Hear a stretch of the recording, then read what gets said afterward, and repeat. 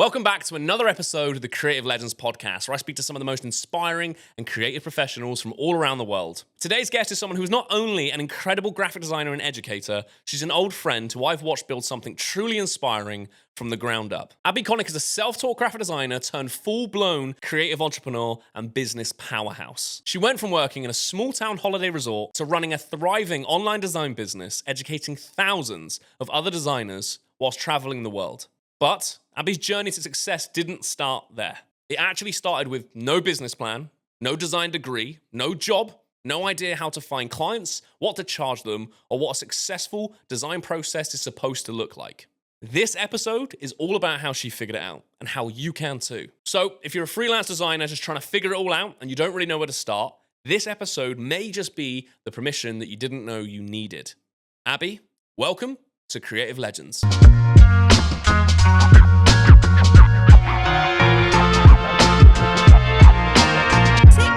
Abi Connick, welcome to the Creative Legends podcast, my friend. Welcome to the studio. Thank you. It's so insane in here. Are you happy? Yeah, Excited? I'm so excited to be Man, here. I'm so stoked to have you here because, this is proper, impromptu. I didn't know this was going to happen.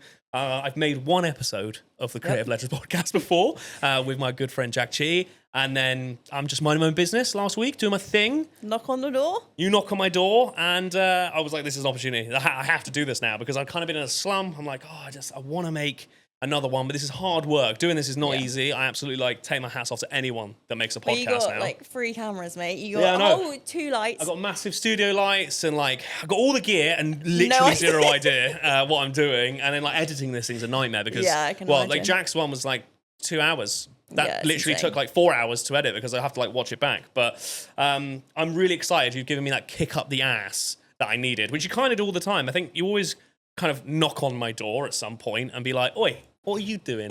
What's going on? And now you're here. So thank you so much for being here, mate. Thank you for having me, Siege. Right, there's loads I want to talk to you about today. We're getting into it. We're going to get into it. We're getting into the weeds. I think it's only right to kind of start from the very, very beginning. Now, I know you very well. We know each other very well. Some people might not realise that we know each other very well, but we actually have lived in the same town for, how long have you lived here? My whole life. Your whole life. I lived here since I was 11, 12 years old, I think it was. So we've lived in the same tiny little seaside UK town all his life. Went to the same school. Went to the same school. And then... You were in the same year as my brother. Yes, I knew your brother very well, so. Which is incredible. And I knew of you in school. I remember seeing you around. And then... Obviously, school days, we go off, we go in different directions. This is our past. So we go like this, don't we? And then we came right back. And then we came back and we ended up working together somewhere else, which we're kind of skipping ahead a little bit there. But we ended up working together for how many years? It's 3? 3 years? 3 years as designers. Holy shit, was it 3 years? I think it was around 3. We literally worked 3 like or this, 2. opposite each other. Sat there, working away. I know. And now, all these years later...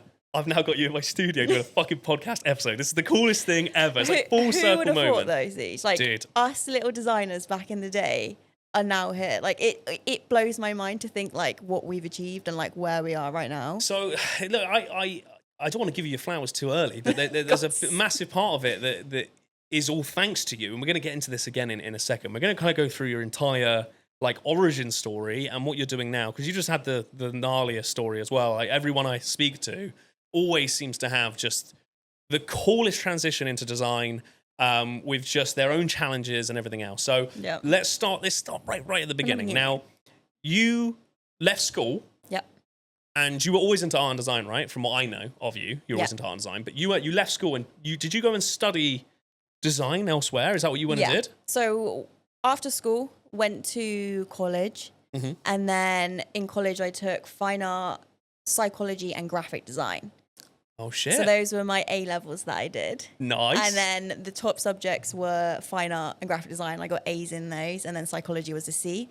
So from that, I kind of knew that I wanted to do design because I liked art, but there wasn't really anywhere that I could take it or get into the industry from that. Yeah. So I enjoyed design. I loved design. So I was like, what can I do? I didn't want to go to university. I knew that very early on. I just wanted to get stuck into work and see if I could build anything from that. So luckily, as soon as I finished college, there was a design apprenticeship in Weston for the pier. So that's how? Grand So Pier. yeah, I didn't know that's how you got that gig. So you decided straight away. You were like, university is not for me. What was it about university? Why was you like, I don't want to do university? I think I just got fed up of like school and learning. Like Yeah. I just was like, it's not going to be for me. I just didn't want that lifestyle. I honestly wanted to work. So I had worked in jobs since I was 14. So I've always been like, my parents have always been like, go and work and like. Did you work at the Bayview Cafe? I did. See, this is Go right. on. Look at that.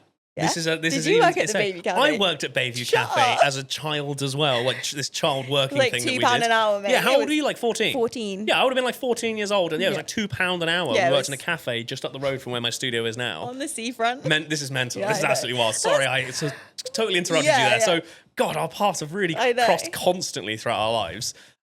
So you've just always worked. Yeah, and I've always worked since I was little, and I had like a really good work ethic, and I just liked that I could earn money from working. So like I knew that going to university, there was still going to be like 3 years where I was just not earning, and costing you. it was costing me you 9 and, like, bags a year. I didn't know if design was going to be my thing. So I was like, I don't want to waste 3 years of my life studying at something that I'm still unsure about. If I can get into the workplace and figure out if this is for me, I can do that much quicker. So did you get any like pushback at all? Like, did your folks or your parents like? Because that's I don't know whether this is a typical thing, but there's like this kind of inherent pressure that sort of like that you put on your children to be like, you should go off to university, you should study, you should go and like do this thing and become a master of your craft, and that's how you're going to earn the best money and all this kind of stuff. But your folks were super like, you got to do what's right for you. I've been blessed with the best parents. Like, yeah, they are really cool. They are really cool. Everything I've ever heard about them. Honestly, like anything that I've done, they have just been so supportive. Like, it's when I told my mum that I didn't want to go to university, there was no pressure. It was literally like, you go and figure out what you want to do. You'll know if it's right for you. And I think just having that to back me, like, pushed me to go and do it. Because if I did have parents that were, oh no, I do think you should go to university, like, I don't know where I would have ended up. Like, I might have not been a creative, but they are so supportive, and like, I'm forever grateful for that, because I know that it can be like very hard with parents. So that's incredible, right? Yeah. So you're then like, right, I get to go off and study this. And why? So you'd obviously studied design in college, right? Which is like a couple of years, is it? A couple of years? Probably didn't learn that much in college. No? It was like, they didn't really teach me how to use Adobe Illustrator, Adobe Photoshop. It was more just like random stuff, like not even like graphic design based. So when I went into that design apprenticeship, it was literally like I was learning everything from scratch. So that's so cool. I didn't really know that you could do that. I wasn't aware there was like graphic design apprenticeships, and I don't know whether other people are aware of that, especially here in the UK. There are so many different avenues to get into this world. So cool to hear that Abi Connick didn't need to go to university. Yeah, she did a design apprenticeship in little old Weston-super-Mare, where I designed that stupid donkey. That stupid donkey camel fucking thing that gets me in loads of trouble all the time. But so you worked on the Grand Pier, right? As like, this isn't like travel and tourism. This was a paid. I guess you're getting paid to do it as well. Yeah. What was the pay like? What was your first salary as a graphic designer then? I'm pretty sure like I'd get like £800 a month. It was like awful. But like I was living at home. It probably cost me that in like fuel and like getting there, and like, do you know what I mean? It was just like, I was probably earning like £300 like taking home from that. Oh my Lord. I know. How are you getting by on that money? Well, I was living at home, so like that was beneficial for me. Like that was fine for me. Like there wasn't anything that I had to pay for. So you got to learn on the job, right? Like, and this seems to be a bit of like a common theme, I think, from hearing you and what you do now today. Is some of the best way to learn is by doing. Massively. And I think you're very good at that. I think the perfect analogy to explain Abi has always been to fly the plane and build it at the same time. It's I love that analogy. I'm not waiting for the plane to be finished. Like we're going in the air. We might crash, and we'll figure it out on the way, right? So that's kind of ultimately what like an apprenticeship is that you're making stuff and breaking stuff all at the same time to figure it out. So how long were you doing your apprenticeship for? How long is that? So I didn't actually finish the apprenticeship. You were a dropout?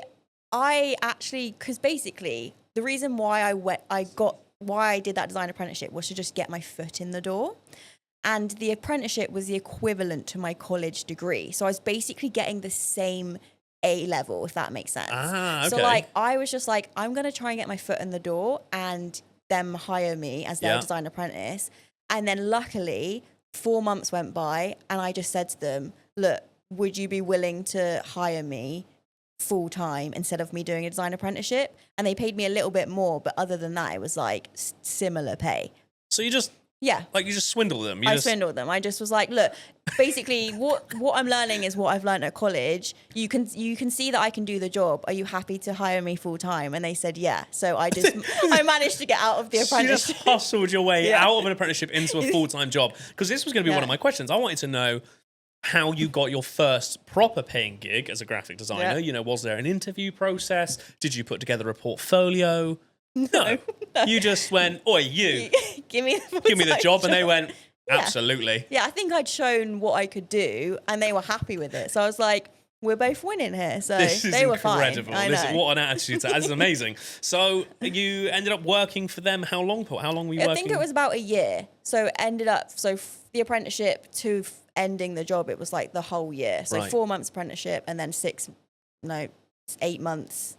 12 months, 8 months doing it full time. Yeah. And then I saw a job opening at a holiday park. Interesting. And my best friend worked there in the play area. So she was like, oh, I've seen that. Like, I know the person that will be interviewing you. Like, I can take you to your interview. Like, I can put in a good word for you and I'm sure it'll be fine. So I was like I was enjoying my job at the pier, but I was just like, this is a good way to like get into it, but it was an in-house position, so I was just like, I got nothing to lose, I might as well just go to the interview. So went to the interview, managed to get the job. So for that interview, right? So what had you been designing at the Grand Pier? Like, what's the kind of nuts and bolts of that job? Everything. It was menu designs. They had a full-on printer like we had at the holiday park, like a massive Roland I would be industrial printer, printing vinyls. So they would hold like huge events there. They had like a mini theme park in there. They'd have like restaurants. They'd have just like random events that they would hold there with like 100+ people. So we would be making like menu cards. We'd be printing vinyls that they'd stick up all along the pier, all on the windows. Yeah, I know, It would be like floor vinyls. They had like a dinosaur in like a corner. I think I've still got the photo of it. And we created the graphics and like printed it all on the floor and all on the walls as well. They had a shop there. We do like stickers for the shop. So it was like everything graphic design that you could think of. And I was learning like how to use Illustrator whilst doing that. So like that was so fun in itself. Yeah, that's honestly, I've always thought that was the best way to do anything anyway. I went to university and studied design. Yeah. They don't teach you how to use the craft in any way. You figure out how to use it by doing, but you don't get as much opportunity in a university role to do that, right? Yeah. It's always kind of like self-initiated sort of stuff. When you're working in-house somewhere, you are given the opportunity, like, you need to make this thing. Yep. By today, get going, and Yep. off you go, and off you do it, right? Yeah. So it's a pretty big venue space, and I imagine in your first few years of doing this is a gnarly thing to do. But then you've then gone and got another role somewhere else, and now this is for it's a massive, it's fucking humongous holiday park, isn't it? Like, this thing is like free pictures of caravans. You've got tourers. You've got a theme park. You've got a water park, a play area, like soft play. It's humongous. Yeah, and there's like 4 or 5 different eateries on site. This thing is like a shitter Disneyland. Yeah. If I can be completely honest. Like, it's enormous. There's all these other things going on. There's all these other brands. There's all these other parts of this place. Yeah. Just a bit crap, right? So what are your first impressions? So you've turned up. Yeah. You've done an interview process, right? Yep. Finally. She's finally done an interview process. That's good to hear. Yeah. You didn't just swindle your way into this one as well. Did you have a portfolio? I think I had like a Wix website. Like, you know, the free websites you can build. I think I had that with like all the work that I'd done at the Grand Pier. Yes. Just to show them, because it's pretty similar of what they wanted to what I was doing. Super helpful to go from kind of like it's that travel and tourism sort of space into another piece of travel. It's just on a much larger bigger scale. Yeah. So yeah, we I put that together and they looked at that, and then basically when I went into that interview, got interviewed by 2 people, and then we went upstairs to where I would be working, and they set me a task. It was like a 30-minute task to like design and amend something that they did weekly there. So it was like a guide. Yeah. I can't believe I remembered that. Yeah. Oh, that just shook my soul a little bit. Okay, yeah. So it was that, and then it was something I think in Photoshop that I had to like design, and like the guy was there whilst I was doing it, and I was like, this is like the most pressure that I'd like been in before, because I was like, I don't really know what I'm doing, but I'm just gonna give it a go. And like I managed to do it. It was fine. And then he was literally like, yo, you can have the job. And I was like, Jesus. Great. So you worked there for about, I think we worked out, it was like a year, weren't you, before you came. My stupid face turned up on the scene, and I got to walk through the doors and see you working there, which was an amazing experience. I just come from working for like an agency. I'd been there for maybe 4 or 5 years, and I was so sick of kind of doing that, and I didn't really want to, like, I was just, all I'd done is dedicate my life to like, I just want to be a designer, I'd gone to university, I studied it, went to an agency, and then was like, I still want to be in the world of design, but I just kind of need the pressure off, because I was working till like 10, 11 o'clock at night sometimes. It was just like, and I've not really done anything else in my life. Like I literally had not achieved anything else other than these things. And this job was really close to home. I saw it pop up, and it's like, just up, there's like 8 minutes up the road from me, and I was like, damn, that'd be really nice, because I'm like commuting for like 2 hours to get to this job. It's a nightmare. And I remember turning up for the first time, and then when I got offered the job and I could come in, I remember seeing you and be like, no way. Like, what the hell? This is going to be so much better, because the where I'd worked before, like we were losing people, and like the turnover of staff was like kind of gone. So you didn't really ever get an opportunity to like make many friends for kind of long periods of time. So it was really cool to be like, oh, this is a cool vibe up here. I liked it. My first impressions of it was, this place needs a lot of work. It was this like enormous holiday resort that just desperately needed attention. Yeah. It was all so broken up. Like there was no visual identity in sight really that made sense to the next one. It was very inconsistent. It was crazy. And that was kind of my role, was to come in and go, right, what if we focused on that and like just try and tidy this up? And then there was like a team of people, and you were in that team, and I was so excited. That's where our worlds collided again. Worlds it's like collided separate again. path, back together. Yes, and but this is the thing. This was a tricky old job, wasn't it? This was not the easiest place to work in the world. Yeah. I don't want to shit on it too much, because I learned so much there as well, and we did have an amazing time.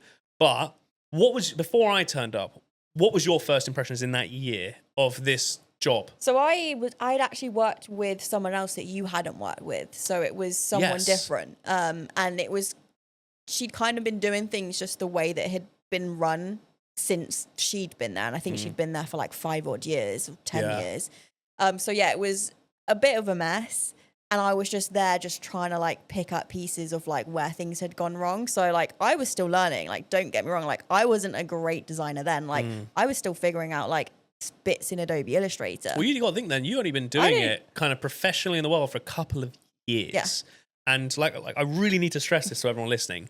This place was enormous. Yeah. Like I don't know how I got that job, by the way. There was server on server on server, and inside those servers are gigabytes of work from the 80s. Yeah, insane the 80s, the 90s, the early 2000s. And then you're in there at this point pretty much on your own. Yeah. Looking at all going, what am I supposed to do with all of this? Yeah. So you've done that then for like a year. Yeah. Then the team gets a little bit better. Yeah. There's some new people, new blood. Yeah. And so it goes from 2 to 4. So like that's insane, because like that helped massively having other people just there to help. Because like I was like main designer kind of on my own, and it was just like insane. That's what it was pitched to me. Like so when I was doing the interview, the guy said it was like we have like our main designer, like she literally like looks after everything. She knows this world more than anyone, and obviously that was you. And then I came upstairs like, oh fucking hell, it's us. God, it can't be Abby. Surely not. And you taught me the ropes of this place, and we had just ultimately, it was the best time ever. From like, if you were to remove the actual work side of stuff, we had the best time ever. We spent so much time dicking around, having lots of fun. We made the best of a bad situation, because ultimately things didn't last that long there. It wasn't the most amazing place to work in the end. It was a very complex job, not just from, surely just the size of this place. There was a lot of moving parts. There was a lot of other people involved. There was a lot of things that never happened. And I know that stressed me out a lot. I know it stressed you out a lot. There was a lot of times that we would work really hard on something, or we'd be asked by team members to go away. Maybe it was to come up with a new identity for a restaurant, or can we, what if we were to truly reimagine something and give it our best shots? Because a lot of stuff was stuck in its ways from years and years and years. There's a lot of stuff that still felt like it was from the early 2000s. Yeah, I think as well, because it was a family-owned business, there was the granddad who had been there since he was like young. He was a little boy, yeah.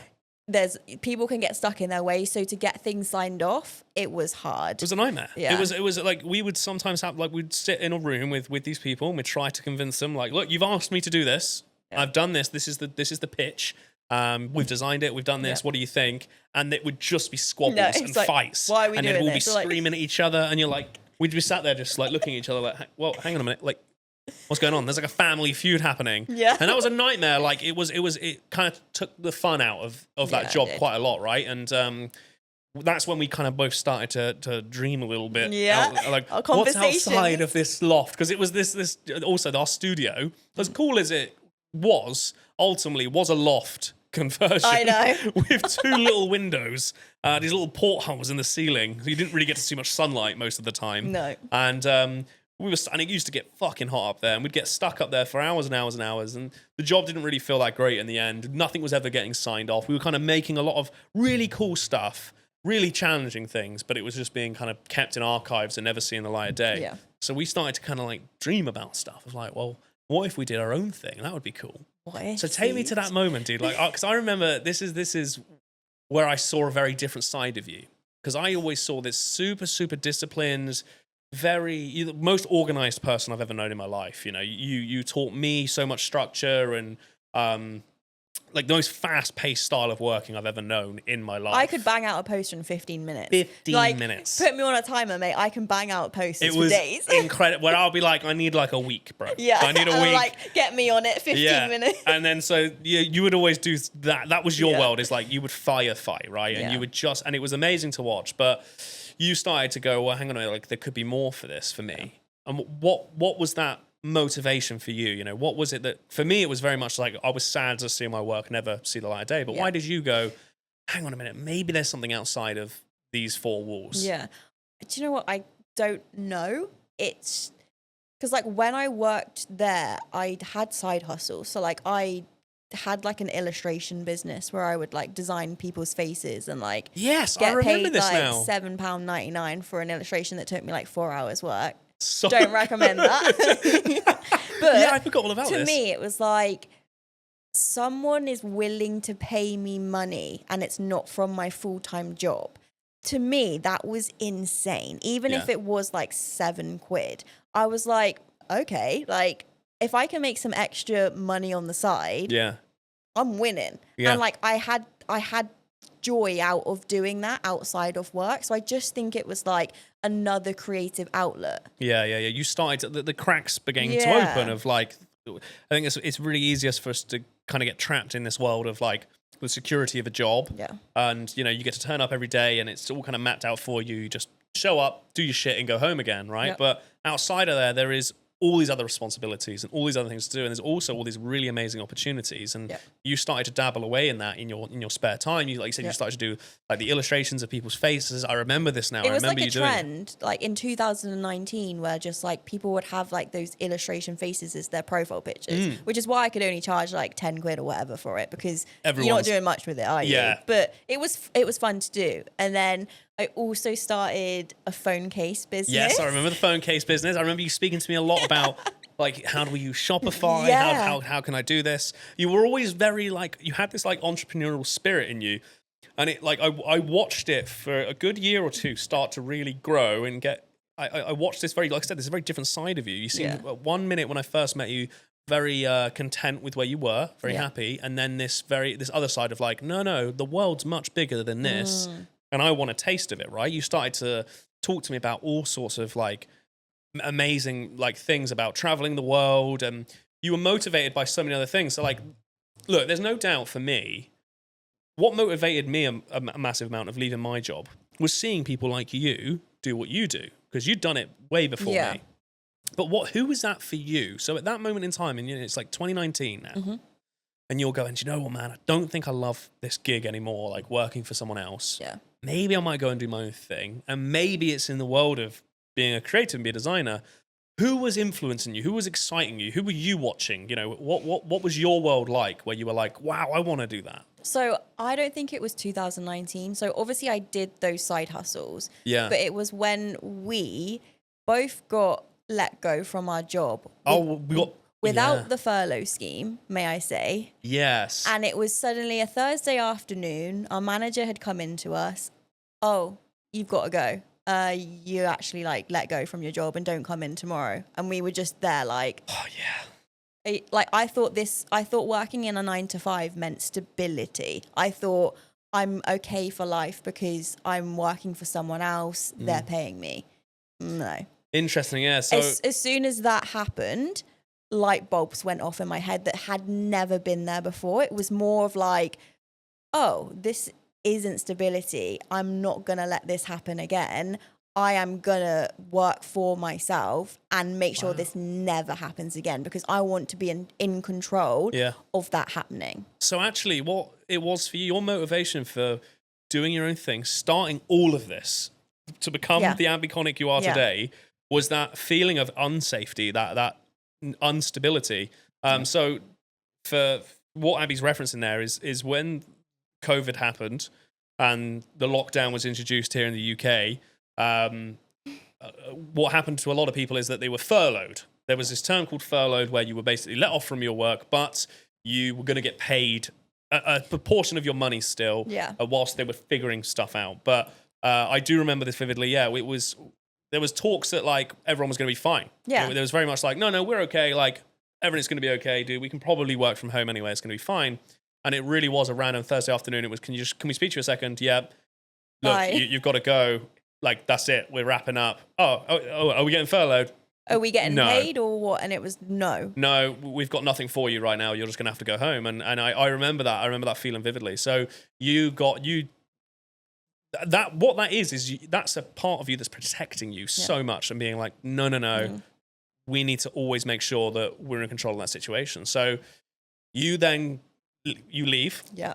And then this is where the journey then begins of doing your own thing, right? So let's talk about that. Let's talk about freelancer life, Abby. So you quit your job, right? Well, I get let go from my job. You get let go and then you officially go, I ain't coming back, bro. Yeah.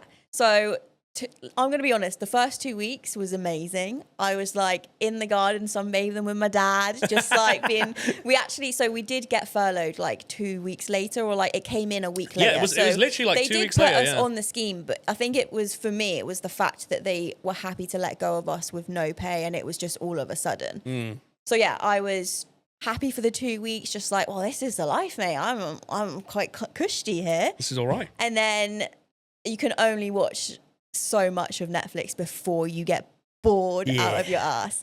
So it got to the point where I was just like, I am so bored. Like, I need to do something. And I had obviously these side hustles that I was doing behind the scenes. Like the phone case business didn't work, so that was gone. But I was still doing these illustrations.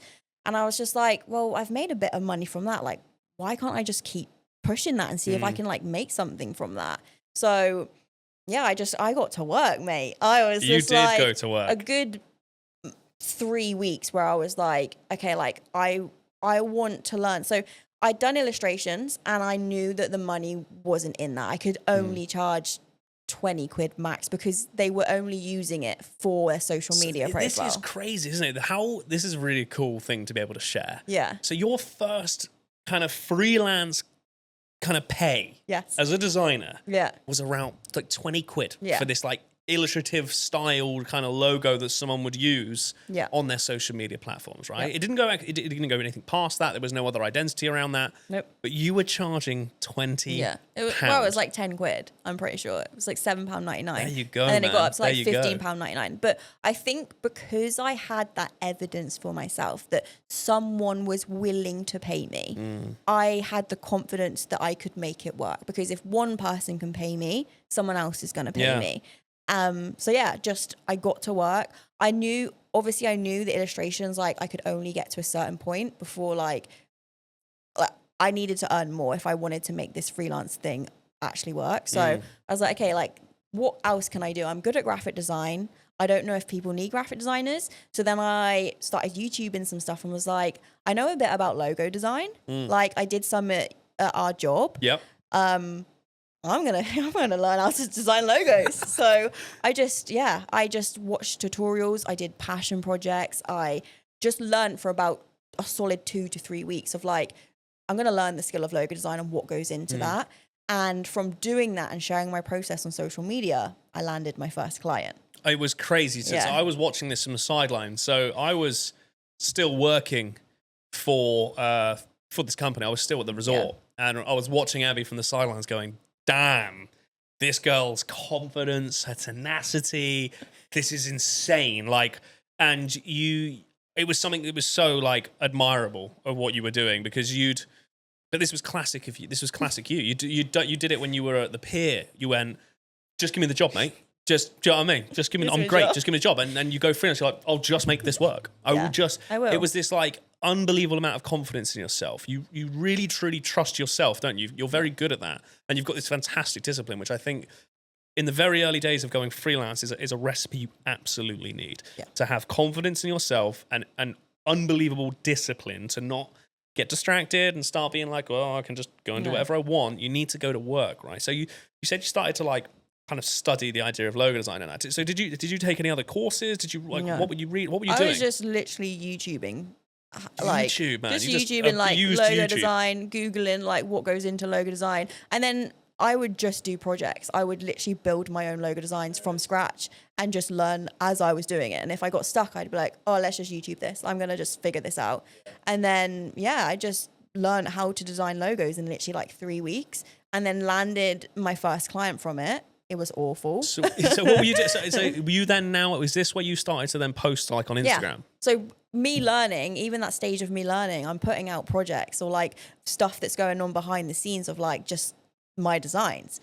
Like I was just like, I'm going to post it because I know social media, like everyone's on social media during lockdown. Yes. I was like, I might as well just post to see like if there's any attraction there. Yeah. Yeah. Did you have any like, was there any hesitation towards sharing your work online? Now, I know this is something like that gets spoken about in our industry a lot, right? Like we're big advocates we tell people like, you need to share your work. Like you need to show it with the world. If you want to get anywhere in this world, you kind of have to put yourself out there.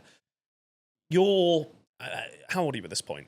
I was 5 years ago, so 22. So you're 22 years old. 22 years old, yeah. And you're at home. Yeah. And you left your job and you're like, right, I'm gonna do this thing, and you're posting stuff on social media.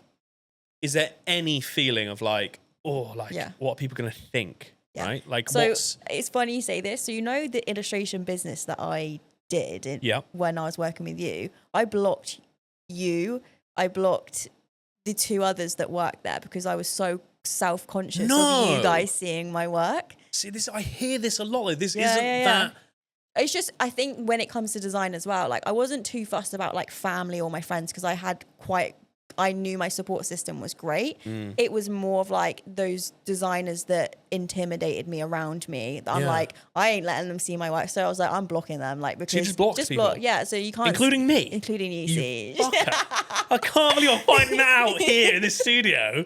You have blocked my ass. I had to. It was the only way. And I think like... But that gave you the confidence to be like, so like, no one is watching that I'm worried about watching. I can just do this really, really freely. Yeah. So maybe there's something in that. Look, maybe there's a bit of advice there for other people. It's like look, if you are worried and you really want to do this thing, like do what it takes. Like if it means you have to block certain people or you need to kind of dip your toe and do it very slowly and gradually, that's okay too. Like this is what I love talking to all these amazing people about, because everyone does this shit differently. There's no one size fits all to this answer here. Like the way you approach business, the way you approach everything, it's just so different. Okay, so you're blocking people, me included. So that was illustration. When it came to design, I think because I felt a bit more confident in my design skills by then, I was like, okay, I don't really feel like I need to like block anyone from seeing this page. If I want to make this work, my work's gonna have to get out there. So like I'm just gonna have to suck it up and like be okay with putting my work out there. Yeah. So you started posting stuff, started sharing work, and then you were finding clients that way, right? Yes. Yeah. So people were like messaging you? Yeah. So I remember doing it was like a giveaway. I think I'd like built maybe like 3,000 followers by that point from just like posting my passion projects. Damn, this is gnarly. So none of them are real projects. These are just like These are just coming fake- up with stuff, fake sharing projects, it. Coming up with sharing stuff, it. sharing it. I did a giveaway, and I'm pretty sure like the person that won had like 10,000 followers. So like I designed a logo for her. And then from that, it was like a referral from her. And then from doing that work, I then posted that work. And then someone would DM me like, oh, I've just seen this project you've done. Would you do something similar for me? And it was kind of this like circle of events where like I'd get a job, I'd post it, someone would see it. And like, because I think I got quite lucky because lockdown was like everyone was on social media starting businesses. Yes. So it was like, I know there's the need there for it. And I got in at the right time. It was an incredible wave to ride, wasn't it? It was insane. And you nailed it. Like, you're very good at doing this. You're very good at seeing an opportunity and jumping, both feet first and getting stuck in, right? That's, again, another thing I think other people should take away really from this conversation that I'm having with you is that hesitation can be one of the worst things you can do. And the more you hesitate, you are going to miss so many amazing opportunities, right? But you didn't do that. You actually went, right, I can see the whole terrain is so clear to me. If I just do this and just do this, I'll make this happen, right? You've just got this such clear vision of what you're trying to achieve and what you're trying to do. So you've 3,000 followers on Instagram. Yeah. Started to get a little bit of paid client stuff now outside of illustration. Now it's in like logo design, yeah. kind Just of branding logo projects, design. visual identity projects, right? How much are you getting paid for your first ever now, like more like kind of commercial logo? So like for just the logo, I'm sure it was like 50 quid. This is insane. Like 50 quid. 50 quid for a logo. Yeah. And bear in mind, like, I could have not done this because I was scared of like, oh my God, I don't know how to talk to clients. I don't have a process. How do I send this person a logo? But like, I was okay with just like, do you know what?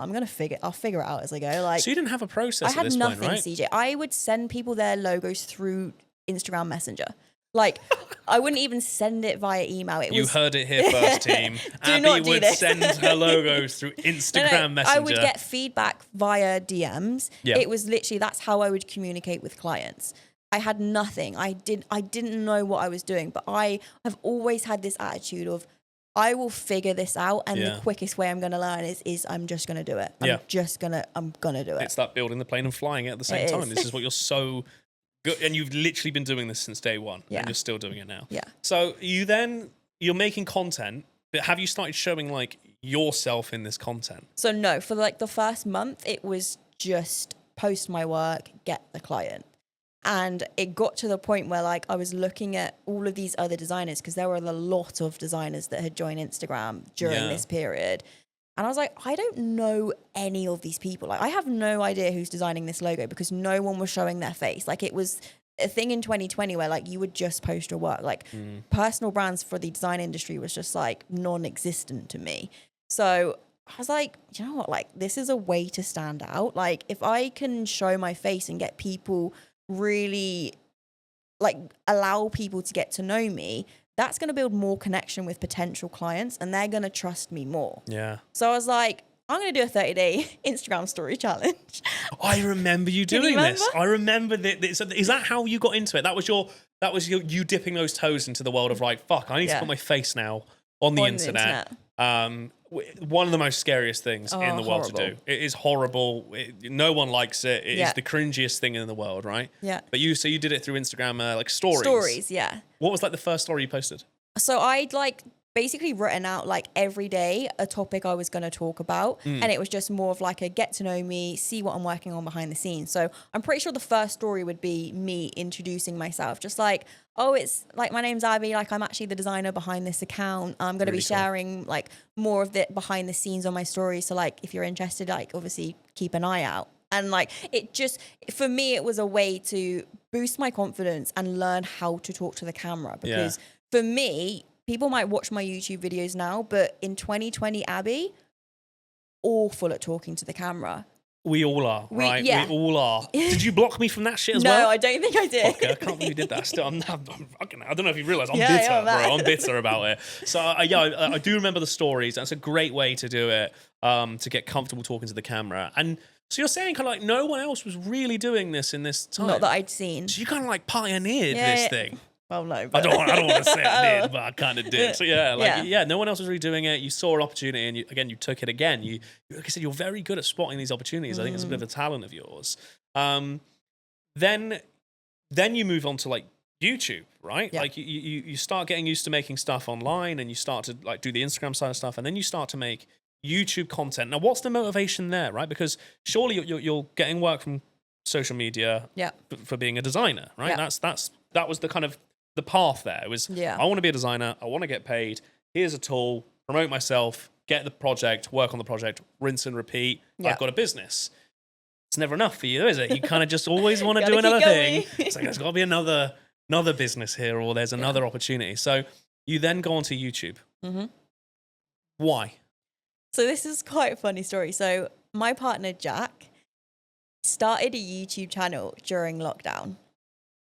He was into like his fitness and like making food and things like that. So he actually started a YouTube channel with that. And he kind of said to me, it was like, look, like, I think you should start a YouTube channel. Like you're getting better at talking on your stories. Instagram content, you kind of put content out and it just fizzles out. That there's no way of finding that content again unless you are going down someone's account and finding it. Whereas YouTube content, because it's long form content and there's like a search engine, people will be finding your content for years. So he was just like, he was the inspiration behind it, if I'm honest. Way. Yeah, he pushed me into creating that channel and actually starting it. Yeah. And also it was a way for me to get even better on camera. Yeah. So I was just like, I got nothing to lose. It's just classic, isn't it? And so yeah, I had no equipment.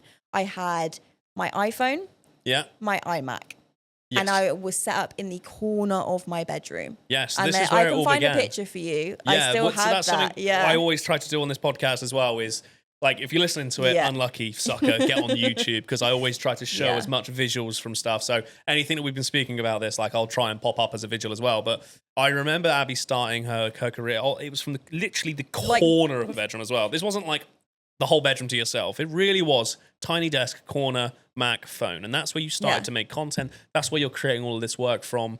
And you are purely just learning by finding the materials you can find, ultimately for free, at your disposal, and you're just soaking all this stuff up with one clear vision in mind, is like, I'm creating an online business here. I'm creating my own stability. I'm not working for anyone else anymore. This is what I want to do. When did that change? Because then I remember one day seeing that you build this mental like studio at the bottom of your like parents' garden, didn't you? Like it moved from bedroom to like this wooden like log cabin style thing at the end of there. What made you able to do that? So we got furloughed. I think it was like March. Yep. Or February, March of 2020. So I had got clients. I'd grown my Instagram account. I'd started YouTube. I had been booked out for 3 months in advance with client work at this point. Damn. And I was taking on 20 plus clients a month. Like, because... Yes. 20 clients a month? Yes. 20 clients a month? Yeah. What do you mean 20 clients a month? If they weren't full projects, this was like basically I had packages back in the day. It would be either like single logo design project, or it would be like logo suite, colors, and like that was it. So it wasn't like full projects. It was like I could bash these out in like 2 days. See, this is where it comes from. Yeah. When we were speaking about what it was like working back in that holiday resort. I'm a fast designer. It built you to work fast. Yeah. There's no waiting around. No. There's no missing the opportunity, missing the wave. Like, I'm just going to do this now. Shit, 20 clients a month. It was so hard. Like, I was working from like 6 a.m. till 10 o'clock at night. I was going to say, this can't have been healthy, right? But I was loving it. You were enjoying it? At this time, because obviously we would furlough, so we were getting furlough money. And then I was earning on this on the side. And I was like, wow, like I can actually turn this into a full thing. And you're like 22 years old at this point? Yeah. Jesus. I know. Jesus. If I was, at 22, I could probably just about get myself on a train and get myself to work. You're running 2 businesses, working till Jesus. Right. Okay. So, you're obviously doing incredibly well then. The content's working for you. You're getting rhythm. You're getting 20 clients a month. And then you're like, right, I'm going to build this like bigger studio. And so I'm trying to think. So from March to about July, June, March, April, May, June, July. Yeah, 4 months. That was when I was like, I'd got the clients after the first month. I was 3 months booked in advance. I was like making YouTube content. And then we got unfurloughed. So we went back to work. Was it in like August or July? I think like July. Okay. So yeah, at this point, back to work full time. I'm working from like 5 o'clock in the morning, my side hustle of like all of these clients that I've built up during COVID, going to work at 8:30, finishing at 4:30, coming back to my house 5 o'clock till 10 o'clock in the evening, working on my client projects. It got to the point where I just could not do both. So I said to work, can I go down to part-time? So I was like, well, this is insane. Like, how is my freelance job? Like, how am I doing that part-time as well now? Like, part-time at our holiday park, part-time doing my job. 4 weeks later, I was like earning the same amount, if not more, at my freelance gig than what I was earning at the holiday park. Yeah. And I just said to myself, that was the goal. I'm ready to do this full-time. Doing it. So handed in my notice and I was gone a week later, and yeah. So then from that, my dad was like, oh, we've been thinking about like building a shed at the bottom of the garden. And I know you're not going to be here forever, but we'll use that shed in the future. Did you want to have your studio down there? And I was just like, is this happening? This is the best thing ever. Yeah, like that's insane. So me and my dad like paid and built that together. I remember seeing it again on your stories. It's something you shared with everyone. And there's something to be said in that as well. You're very, very good at showing all of the behind the scenes of stuff, like the nuts and bolts, the story. And I think that's really impressive. I saw something earlier today that kind of illustrates what this kind of point really, really well is that for people to understand who you are and to relate to who you are, there's a clear ladder and a clear bridge. And if everyone just sees you as being the most incredible person in the world with the most amazing processes ever, and you kick ass at everything you do, people cannot see the ladder to where you are. But you have always been very good at showing people this much more human side to you, this much more realistic side of what you're up to, even down to the entire story of like, I'm out in the back garden with my dad building this shed because I've just quit my job and I'm going all in on this thing, right? And it's amazing, but what's, I think, a massive credit to you as well is that you're very calculated. There's no real risk in any of this. You know when things are crazy and dumb to do. Yeah. And when something's very, very sensible and very, very safe to do. And you took your time. You could have just, it could have been a fad and it could have been going really, really well for 6 months and then it would have all gone, terribly wrong. But you knew, you took your time. Was like, I think I'm ready now, and now I'm going to do this thing, and I'm going to step into this world. And like I mentioned, I've worked since I was 14, so like I'm a huge saver. Like I made sure that like I would be okay, even though I was still living with my parents. I still made sure I would be okay with the money in the bank if anything went wrong with the freelance gig. Yeah, so you're so much smarter than me. When I quit my job, I think I had maybe like 500 quid in my account. But there's like a quote, isn't it? Like the change comes from the pain. What is it?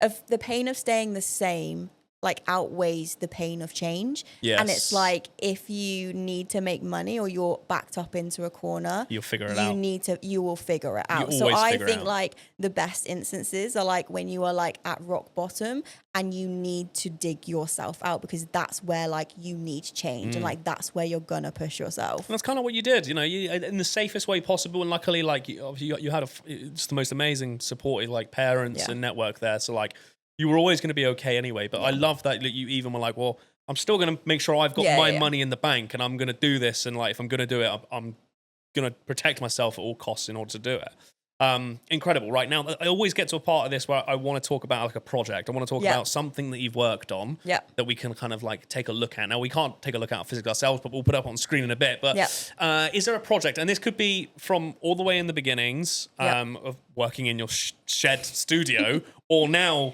traveling the world, being an absolute boss that you are, is there a project anywhere in that timeline that has been, maybe it's particularly like it was a nightmare, or actually it was the best project you've ever worked on, it's the most inspiring thing you'd ever done, or maybe they were the best clients? Is there anything that has stuck with you so far along that journey?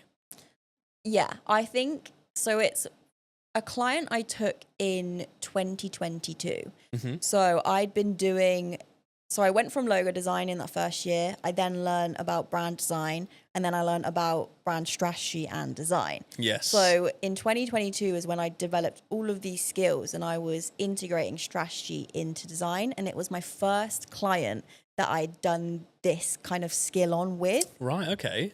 And still to this day, it's probably my favorite project, just because she's like killing it herself. Yes. But she's still using what I'm doing. And it's so insane to see, like, the products so it's a dog accessory brand. Was this Tails and Bloom? Damn, Yeah. I'm so glad you picked this one. That's my favorite project you've ever worked on. And I just, like, that, as soon as, like, I'd learned that kind of, like, strategy within it, that's when my projects, like, those from there are, like, my favorite projects, because there's just, like, there's just so much more to it. Like, there's figured so out much your more, process, right? Yeah, there's so much more, like, skill and craft and just intent behind it. And because I know the work that's gone into it, it's successful because of that. And, like, just seeing her, and, like, she was at a trade show the other day, and just seeing, like, her gazebo, her products, and, like, people with their shopping bags with their logo on. It was just like, I made that, and, like, it's out there in the world. It still breathes, right? Which is the polar opposite. And maybe this is why you love that project so much, because it was the opposite of what was happening in that first job at Breen. Oh, in the holiday resort, because nothing was happening, and it was ended up always just kind of sitting on an archive somewhere. But now you have this project that you absolutely love. Now, the project's called Tails and Blooms, isn't it? Tails and Bloom, she creates like dog leads and all these other like accessories and things like that, right? So when I actually started working with her, she was just creating dog tags. Oh, it was just so it was tag. custom dog tags, but the vision was to get into doing all of the dog accessories, and it was to ensure that I would create a brand that would scale with her. Yeah. So it was like, even the tiny mark that I made, we knew that would end up, hopefully in the future, on little, like, poo bags, or like tiniest things. So it was like knowing that, and, like, seeing the brand grow into a success that it is now, and knowing that I've been a part of that, like, it's the most amazing feeling ever. I think there's any designers, illustrators, anyone ultimately in the creative world where you've created something and it lives and breathes amongst and in the environment it was meant to be living in. Yeah. There's no better feeling in this world, right? So what's cool about this is that you said that that's the project. Tails and Bloom is the project that something had clicked. You'd figured out your own creative process that allowed you to design with intent, to design with strategy, to make very thoughtful design decisions, right? Yeah. And that took you then, it sounds like it was like about 2 years of working with many different projects and people and clients for you to really figure out that process to finally create something you're so proud of, right? 2 years is a long time. Like, the first year of design, I had no idea the type of clients, like, I wanted to work with. So for me, I was figuring that out as well. Like, I would work with the most random things, like car dealerships. Like, you wouldn't see me working with, like, a car dealership now. Why not? It's just not my style. Like, I have this particular style that now attracts types of clients that want this, like, bold, very colourful, very playful. So colourful. Yeah. Whereas, like, the car dealerships type of brands that I was working at the beginning, dark, it's just moody, like, edgy. So, like, sharp. the first year was just, like, figuring out how to design, what type of clients and what sort of designs I liked to work with. Yeah. And then that next year was just, like, building the processes together. And then that next year was, like, implementing it, like, and just, like, getting it to the point where, like, I'm happy with my process. And it took me that long to get to that point. So really, in a much bigger timeline there, you started your apprenticeship. When did you start your apprenticeship? Like 2017, maybe, something like that. So you're looking at 2016 16 or 15. Holy, it goes even further back than them. See, let's Because call it. I started the holiday bark at 2016, so it must have been 2015. Wow. So you're saying it took 7 years for you to finally figure out the thing that makes your heart beat faster, Yeah. that makes you who you are today, Yeah. and what's ultimately led you on to build the business that you're building today and helping others achieve and helping others do, which is just 7 years. 7 years. Yeah. All right. And this is, I don't know about you. I'll be real honest. I get a little bit frustrated sometimes. I have certain people reach out to me, their DMs, and they're frustrated. And I understand they're frustrated. And they're like, look, things aren't working out. Like, can't get this thing to work. I'm not finding the clients. And I understand. And I say, well, how long have you been doing this for? It's like, oh, I started, last week. Yeah. Started a couple months ago. It took Abby 7 years to get to this moment that she's in today. And the sounds of it, you're nowhere even really near the North Star, are you? No. You're not, which is... I've still got a lot of work to do. She scares the crap out of me, if I'm honest. I feel insanely like where I am in my life right now. I hit my North Star miles ago, and I'm going so much further past it because I didn't realize how far it was. Your vision is so much further than that, though, isn't it? Like what you're trying to build and what you're doing is crazy. Yeah. So, but I think this is why social media can be bad, because if you end up following someone where they are at their highest and most successful, you compare yourself to that person because you don't know their story. And I do this as well. I look at people and think, how the hell are they in that position? But it's like, you haven't seen the 10 years where they've been grafting behind the scenes to get to that position. I mean, yes, and now it is. Yes, and now it's been like over a decade now of doing this to be where you are now. And this has always become the motivation of this podcast. Is I really, really want people to realize and see that the people that we admire, that we love, that we look up to, or are inspired by, they're not just pulling this stuff out of their ass, and this isn't that they've just come out yesterday and started to do this. That the work has gone into it, and there's no doubt the work's gone into it for you. And have you ever felt like you've wanted to quit? Has there ever been a moment where you've gone like, I can't do this anymore? Yeah. I think when I was doing too much during that first year, like complete burnout, because I was trying to like work with 20 plus clients. I was trying to run a YouTube channel, trying to run my social media. And it just, it got to the point where I was like, I need help, which is when my partner came into the business with me and took a lot of weight off of my shoulders. So that leads really nicely into the kind of this last part of the conversation, really, this much bigger part of what you're doing now. So you've I don't want to say that you've come out, you're still a designer, right? You're designing, you have clients, you work with clients, but a big part of your role now in this world is you help educate other designers, right? Yeah. And you teach them this process that clicked in your head back in 2022 and all started to make sense, and you started to get results from it, and you decided like, okay, well, I want to share that with people. Yeah. And I want to do that now. And that's what you do today. So do you have any, do you ever worry about trying to do those two things at once? Is there one that you're, so much more driven towards and more passionate about, or is it kind of like a synergy that they work together?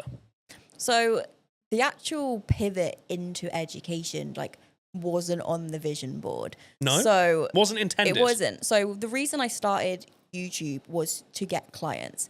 And till this day, my YouTube channel still gets me clients. My inquiries, majority come from my YouTube videos. Now, by creating those YouTube videos, my main thing that I would do is it would be like, watch me design a brand from scratch, because clients would be searching for designers or how to do it themselves. And then they'd realize, there's actually a lot that more goes into it. Oh, I know Abi from YouTube. I'm going to inquire with her. Yes. So that was the main reason of the YouTube videos. Now, by putting those videos out, we actually started to realize and see that designers were asking us more questions and were commenting more. So we're like, there's obviously a need for it. Let's see if we can do both. I'm going to still work with clients. I'm still going to teach designers.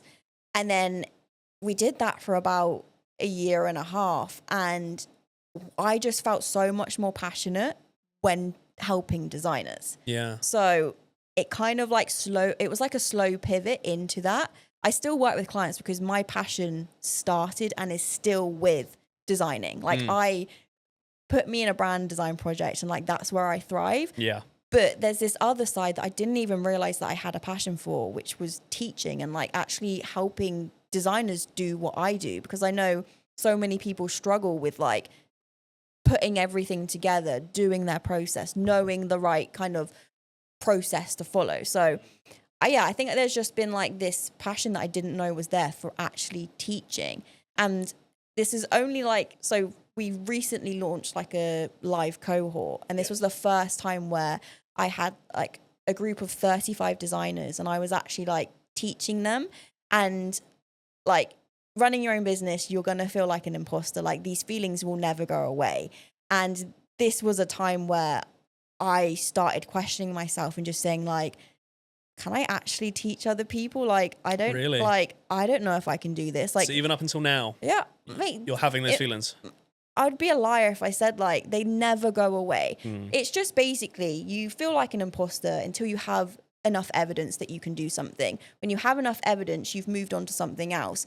Imposter feeling comes again until you have the evidence for yourself. So if you are feeling like an imposter, like I always just tell myself, it's because I've not done enough reps. I haven't got the confidence yet to feel okay at it. As soon as I put in the reps, like I'm okay. Like I can back myself. But those feelings arise because you just don't have the evidence.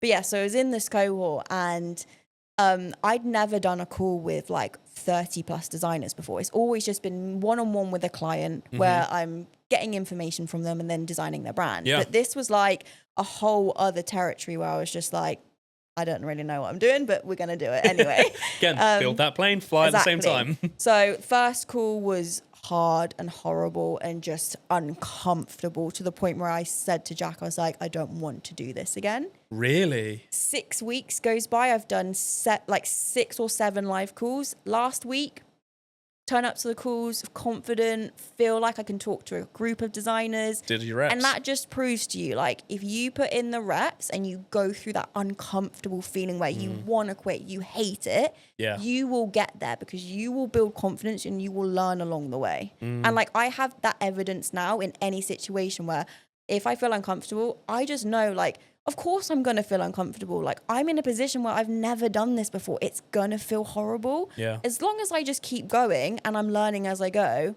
I'm going to be okay. Mate, so this is what I'm so jealous of you that you've got, and I just don't have. One is it's that vision for opportunity again, is what I'm hearing. Is so you started doing the YouTube. That went really, really well. But again, that intent was never to educate. It was purely to find clients. But you saw another opportunity. You went, hang on a minute. I could educate here. I could teach here. There's a market here for it. Yeah. Some people just don't have that vision. You are creative in so many other aspects outside of being a designer. You can creatively solve a problem in all these other areas. So I love that you've done that, and you've gone, okay, I'm going to make this education. When did you make your first piece of kind of educational content then? Around, maybe it could have been a course, something filmed like that. So I think it was just more like freebies on my website to see if like there was interest from other designers. And we ended up getting like a lot of downloads. So from that piece of like evidence, it was like, there's a need for it. People keep commenting on our YouTube videos. So we made some like digital templates. And then we made like our first course, which was it was called the pencil tool course, which is basically teaching designers how to use, the pencil tool in Adobe Illustrator. I hate that tool, Yeah, to customize, type, and create illustrations. A very niche thing. Yeah. Hard to use. Very hard to use. That's why there's a course on it. If you want to have these pencil tool course, I'll put a link in the description. Yeah. And then, it just like, we saw the need for it. Even through our YouTube videos, we knew that the need was there. So we kind of adjusted like our stuff on the website to meet the needs of designers, and we've just gone from there. But like, I still work with clients behind the scenes. Like, I still get inquiries weekly from my YouTube video. So like, we take on projects throughout the year, but it is kind of done in a way where it's like, we know what projects we're working on within the business, and like if we're building a course or whatever, we know like where the timeline is, so I can take on a project that doesn't interfere with where we're heading. Yeah. So look, the other thing that you have, I think, that's really, really special, not only is that the vision of opportunity, is discipline. Is all I'm hearing out of all of this. Is it's what's setting you apart from the rest of us, and it always has, and I think it always will. Where are you getting that discipline from? Or like, what does that look like? So you're talking about putting in the reps, right? Yeah. You've come in and it's so uncomfortable. And to the point where you're looking at your partner, you're like, oh my God, I don't want to do that ever again. I don't want to do that. But your discipline sets in. Yeah. And you go, just go again. Yeah. Just try one more time. And then try it again and try it again and try it again. Where do you get that from? Do you know what? I think it comes from my work ethic, from my parents. I think my dad forced me to go and get that job at Bayview Cafe when I was 14, even though I didn't want to do it. And I just think because I've had such a good work ethic from that age, I don't even know where it comes from. It's like ingrained in me. So like the jobs that I would go to, I would turn up like half an hour early. I would come home, I'd then work on my business. Like, I think it was just this like bigger purpose of like just building something and like seeing progress and results from it. It's quite addictive, right? Do you find it quite addictive? Yeah, it's very addictive. Because that sounds like a lot of your motivation is seeing, you see an opportunity, and then once you've got it and you've done it, it's like a high to you. You're like, yeah, I nailed it. I saw the opportunity. I've taken it, and now I want another one. Yeah. And I want another one. It's like an addictive process to that, and it's a discipline to it. And I think this is where maybe a lot of people struggle with, again, is that when they're not getting instant gratification from something, they've put a little bit of energy in, or they post their first video online, or they share that first logo design with a client, and they don't get that initial, we love it, you're great, this is amazing. It absolutely kills them. The difference is you had all of that too, didn't you? You would have had clients tell you, don't like this. Yep. You'd have posted stuff online and people being like, this sucks, Abby, I hate you and I hate your face, right? We've all been there. Yeah. But your discipline allows you to go, like, we'll go again and we'll try again, because like that, I know on the other side of it, there's something else. And I think, what I'm hearing as a common theme inside of all of this, it all stems back down to that idea of being safe, is that you felt unsafe when you were employed. Yeah. Do you feel safe now? Yeah, 100%. Because you've built everything is on you. Yeah, it's on me. Like, I know I'm good because I've built things. Like, yeah, I've put in the work. I know that, like, I am safe. Like, I'm safer than being in a 9-to-5. Like, my brother has been made redundant 2 times now in the past, like, 2 years. And he works for someone else. Whereas me, I've been running this business for 6 years now. Yeah. And I'm good. You're good. Like, and I know I will make this work. Like, and that's it. I think I need to stress to everyone as well, what Abby's built here is not just her own. I mean, I guess we can call it a level of a design agency, a freelance position as a designer. But like I said, this educational side of the business, you are now ultimately an entrepreneur. That is what I'm going to call you. That okay. An entrepreneur is what I think you are now. Yeah. I think you are. You and business go hand in hand. There's no doubt it. And what you've built over the years is gnarly. What's the craziest kind of pinch me moment? Because again, I have to stress, you have gone from an apprenticeship in the tiniest seaside town in the UK. Like, guys, we live in the middle of nowhere. There's nothing here. There's no opportunity, right? Yeah. You are small fish, very small pond. Working an apprenticeship. Then working with me for a few years like an idiot. Yeah. Having the best time ever. Yeah. But not a lot of shit getting done. Let's be real. Yeah. Not a lot of shit getting done.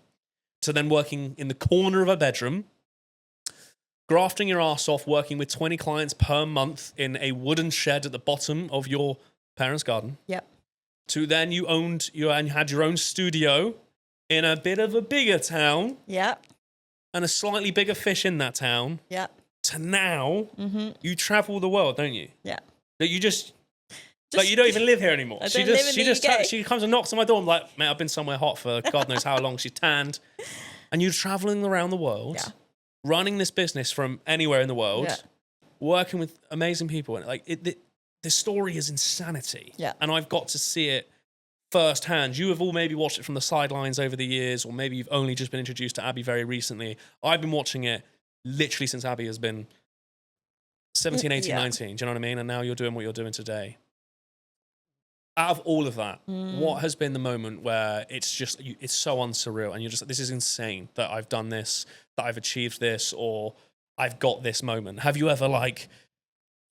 I just think it's being able to build that life with my partner. Yeah. So us being able to like build something together is a pinch me moment. Because like we're able to travel the world. We're able to build something together. We're able to build a future for ourselves. And like, that's insane to me. Like every day I'm like, how is this my life? Yeah. How have we done this? How did you go from being told you don't have a job anymore? Yeah. You better go to I will never need a job ever again. Yeah. Like honestly, if we were to ask ourselves like 5 years ago when we were sat in that office, like, oh yeah, your life's gonna be this, Siege and Ab, we would have laughed. Like honestly, we would have laughed. I think we dreamt about it though. We dreamt about it a lot. Like these conversations were always there. Like I said, when things were not going so well in that job and we would sit in that little loft together, we would dream about this. I remember you saying to me vividly, I would love to travel the world. But you don't think it's going to happen though. Like we all have these dreams and it just, they don't become a reality. So the fact that this is a reality, it doesn't, I can't like, it doesn't in my brain's just like, how? I'm just like, it's just like, what? How did this happen? How did this happen? So if you could give anyone who's listening, who's maybe in a situation where maybe they're thinking about going freelance, or maybe they're thinking about just starting their own side gig, maybe they're going to do their illustration stuff while still working somewhere, and they're fucking terrified. Yeah. And they're like, I don't know if I can do this, and I don't know I don't know if that's safe. Yeah. What's some advice that you can give these people? But what if it goes right? Why do we always think of, but this could go wrong? But like, but wouldn't you rather try than live in regret? That's that is what I live by. I'm like, I would rather try failing than not try at all. And then 5 years later, I live in regret and see someone else doing what I'm doing and think, well, that could have been me if I just got my arse in gear. Shit. See, this is why I always need Abi to come and knock on my door every now and then, because I've been in my slumps over the last few years, and that statement there. But what if it goes well? That is so true. We are so good at always moving in the negative. But what if it goes wrong? And what if I get no clients? But what if I run out of money? But what if it goes well? But you'll do more from trying than doing fuck all. Like, go and try. Please go and try. Stop saying you're going to do something. Go and do it. And if you fail, you fail. At least you tried. It's more than the last person that's saying, oh, I wish I was here. I can't do this because of X. Well, have you done anything? No. Damn. Abi. That's what you needed today. Lord, I needed it so badly. I'm now incredibly motivated. Now, you actually said exactly the same thing to me. This is not something Abi just says because there's cameras sat there staring at us. I was speaking to Abi a couple of days ago when she come and surprised me, and I was talking to her about an opportunity I wanted to do, and I was giving her the old moans and I don't know, Abi, if I can do it. And she looked at me dead in the eyes and she said, yeah, but what if it works? And she's not wrong. Guys, thank you ever so much for listening to this episode. Now, Abi, before I go, what's next for you? What's the next big thing that people can expect? So obviously I mentioned we did that cohort. So that was more about helping designers design with strategy. Now in that cohort, we noticed that it wasn't design skills or, not having the processes. One of the big things that we saw was mindset. And this doesn't get spoken about a lot. It's normally the design tutorials, it's normally the courses on X, Y, and Z. But when it comes to your mindset, I feel like this is where creatives really hold themselves back because we can't do things. We get scared. I'm not good enough. Imposter syndrome. All of this. But if you were to work on that side of yourself, I feel like a lot of businesses, especially designers, would be so much more successful. So I think we're going to create some content. We're going to put things in work behind the scenes of just really trying to help designers with their mindset when it comes to their freelance business. Oh, god damn, I'm excited about that. Can I join? Can I sign up to that thing as well? She's going to poach me my money? No, mate, it sounds absolutely incredible, and I'm so on board with it. Where can the people find you? Instagram, YouTube. I've got a newsletter that we send out weekly. I highly recommend Abi's newsletter. I am glued to it every time. I don't know how you pump out as much as you do, but there's some seriously golden nuggets in that newsletter, and that's free. So Yeah. amazing, Abby. Thank you so much. Right, that's it. That's the end of this second episode of the Creative Legends podcast. I have no idea who's going to be on next, as always, but I will see you very soon. Peace.